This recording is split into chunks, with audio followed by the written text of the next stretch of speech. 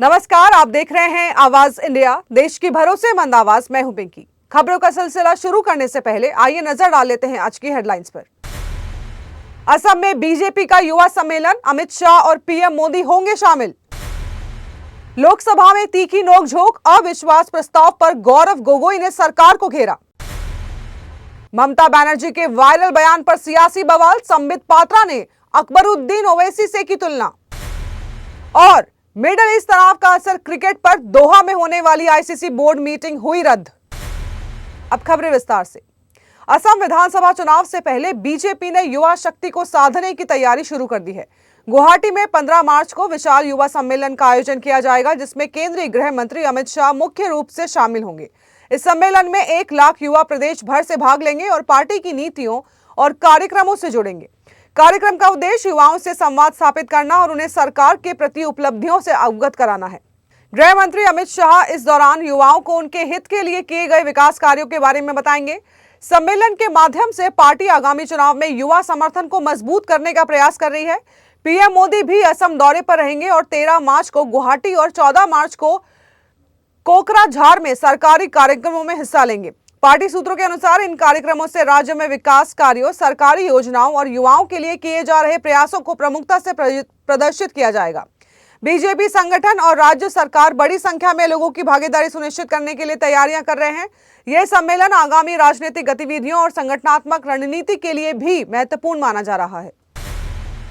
लोकसभा में विपक्षी दलों द्वारा अध्यक्ष ओम बिरला को हटाने के लिए लाए गए अविश्वास प्रस्ताव पर मंगलवार को तीखी बहस हुई। कांग्रेस सांसद मोहम्मद जावेद द्वारा पेश प्रस्ताव पर चर्चा शुरू करते हुए गौरव गोगोई ने कहा है कि यह किसी व्यक्ति के खिलाफ नहीं, बल्कि संसदीय परंपरा और संविधान की गरिमा की रक्षा के लिए उठाया गया कदम है। गोगोई ने आरोप लगाया है कि वर्तमान में सदन के संचालन को लेकर कई गंभीर सवाल खड़े हो रहे हैं। उन्होंने कहा है कि विपक्षी नेताओं को महत्वपूर्ण मुद्दे उठाने का पूरा अवसर नहीं दिया जा रहा है। गोगोई के मुताबिक कई बार विपक्ष की आवाज दबाने की कोशिश की जाती है।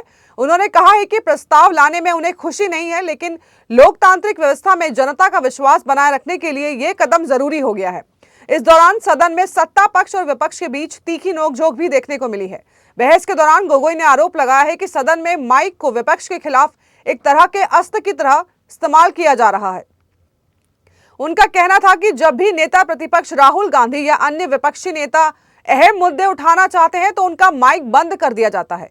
उन्होंने यह भी दावा किया है कि राष्ट्रपति के अभिभाषण के दौरान विपक्ष के नेता के बोलने के समय कई बार बाधा डाली गई। इस पर संसदीय कार्य मंत्री किरेन रिजिजू और विपक्ष के बीच तीखी बहस हुई। वहीं गृह मंत्री अमित शाह ने जवाब देते हुए कहा है कि देश के इतिहास में इतना गैर जिम्मेदार विपक्ष पहले कभी नहीं देखा गया। गोगोई ने सीमा सुरक्षा और विदेश नीति जैसे मुद्दों को भी उठाते हुए सरकार पर कई सवाल खड़े किए हैं। पश्चिम बंगाल की मुख्यमंत्री ममता बनर्जी के एक वायरल वीडियो बयान को लेकर सियासी विवाद तेज हो गया है। भाजपा सांसद संबित पात्रा ने इस बयान पर कड़ी प्रतिक्रिया देते हुए इसे चिंताजनक और निंदनीय बताया है। पात्रा का आरोप है कि वीडियो में ममता बनर्जी ने कहा है कि यदि वो सत्ता में नहीं रही तो राज्य में एक विशेष समुदाय खतरे में पड़ सकता है। भाजपा नेता ने कहा है कि इस तरह का बयान पश्चिम बंगाल में बढ़ते तनाव और हिंसा की ओर इशारा करता है। उन्होंने इसे बेहद गंभीर बताते हुए कहा है कि किसी भी समुदाय के खत्म होने की बात करना लोकतांत्रिक राजनीति के लिए ठीक नहीं है। इस बयान को लेकर राजनीतिक माहौल और अधिक गर्म हो गया है। भाजपा नेता संबित पात्रा ने ममता बनर्जी के बयान की तुलना अकबरुद्दीन ओवैसी के पुराने विवादित बयान से भी की है। उन्होंने कहा है कि ममता बनर्जी ने लगभग उसी तरह से भावनाओं को अलग शब्दों में व्यक्त किया है, जो बेहद आपत्तिजनक है। इस मुद्दे पर बोलते हुए पात्रा ने कांग्रेस नेता राहुल गांधी पर भी निशाना साधा।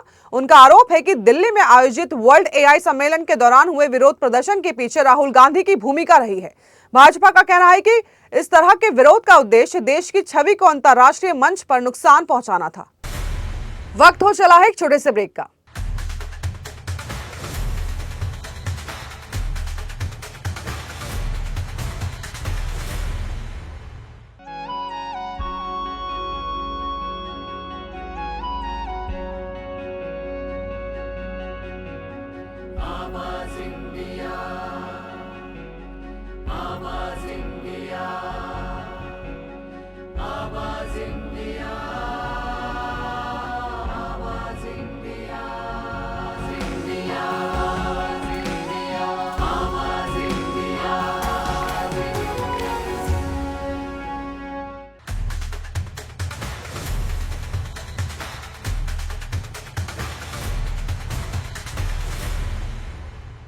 ब्रेक के बाद आप सभी का स्वागत है। बढ़ते हैं अगली खबर की ओर। मंगलवार को शेयर बाजार मजबूती के साथ बंद हुआ और निवेशकों को हरी झंडी मिली। बेंचमार्क सूचकांक सेंसेक्स और निफ्टी में करीब 1% की बढ़त दर्ज की गई है। कच्चे तेल की कीमतों में गिरावट, पश्चिम एशिया में संघर्ष के जल्द खत्म होने की उम्मीद ने बाजार को समर्थन दिया है। रुपया अमेरिकी डॉलर के मुकाबले 36 पैसे मजबूत होकर 91.85 पर बंद हुआ। दिन के दौरान सेंसेक्स 78,526.25 तक पहुंचा और निफ्टी 24,261.60 पर बंद हुआ।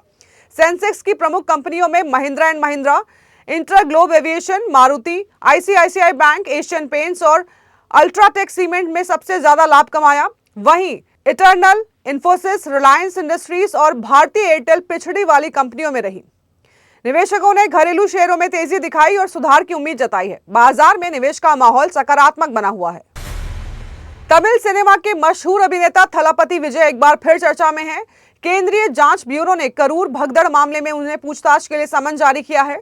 अभिनेता से 15 मार्च को दिल्ली में पूछताछ की जाएगी। इससे पहले भी इस मामले में उनसे 12 और 19 जनवरी को एजेंसी मुख्यालय में पूछताछ की जा चुकी है। जांच के दौरान सामने आए हुए कुछ तथ्यों के आधार पर अब उनसे दोबारा सवाल जवाब किए जाएंगे। इस मामले में करूर के एक विधायक को भी समन जारी किया गया है और उनसे 17 मार्च को पूछताछ होगी। आपको बता दें कि यह मामला 27 सितंबर 2025 को तमिलनाडु के करूर में हुई भगदड़ से जुड़ा है, जिसमें 41 लोगों की मौत हो गई थी और 60 से अधिक लोग घायल हो गए थे। ये घटना विजय की राजनीतिक रैली के दौरान हुई थी, जहां उन्हें देखने के लिए भारी भीड़ जुट गई थी। भीड़ बेकाबू होने के बाद अचानक भगदड़ मच गई और बड़ा हादसा हो गया। शुरुआत में इस मामले की जांच विशेष जांच दल कर रहा था, लेकिन बाद में सुप्रीम कोर्ट के आदेश पर केंद्रीय जांच ब्यूरो को सौंप दी गई है। जांच एजेंसी इस मामले में कई पुलिस कर्मियों और अधिकारियों से पूछताछ कर चुकी है। इसके अलावा जिला कलेक्टर एम थंगावेल और पुलिस अधीक्षक के जोस के बयान भी दर्ज किए जा चुके हैं, जो घटना के दिन मौके पर मौजूद थे। मिडल ईस्ट में जारी अमेरिका ईरान तनाव का असर अब अंतर्राष्ट्रीय क्रिकेट पर भी दिखने लगा है। इसी वजह से इंटरनेशनल क्रिकेट काउंसिल यानी कि आईसीसी की दोहा में प्रस्तावित अहम बोर्ड और कमेटी बैठकों को रद्द कर दिया गया है। ये बैठकें 25 से 27 मार्च के बीच दोहा में आयोजित होनी थी, जिनमें क्रिकेट के भविष्य से जुड़े कई महत्वपूर्ण मुद्दों पर चर्चा की योजना थी। क्षेत्र में बढ़ते सैन्य तनाव और सीमित उड़ानों के कारण कई प्रतिनिधियों के यात्रा कार्यक्रम प्रभावित हुए हैं। ऐसे में आईसीसी ने फिलहाल इन बैठकों को टालने का फैसला लिया है। हालांकि संगठन पूरी तरह से चर्चाएं रोकने के बजाय कुछ जरूरी मीटिंग्स ऑनलाइन कराने की तैयारी कर रहा है। खास तौर पर वित्त समिति से जुड़े विषयों पर अगले कुछ हफ्तों में वर्चुअल बैठकें आयोजित की जा सकती हैं। आईसीसी अधिकारियों के अनुसार अगर जल्द हालात सामान्य होते हैं और एयर स्पेस पूरी तरह खुल जाता है तो अप्रैल में बोर्ड और कमेटी सदस्यों की आमने सामने बैठक कराने की संभावना बनी हुई है। प्रस्तावित बैठकों में आईसीसी के ग्लोबल ब्रॉडकास्टिंग राइट्स, अगले फ्यूचर टूर प्रोग्राम यानी कि एफटीपी और 2028 समर ओलंपिक्स के लिए क्रिकेट की क्वालिफिकेशन प्रक्रिया जैसे बड़े मुद्दों पर चर्चा होनी थी।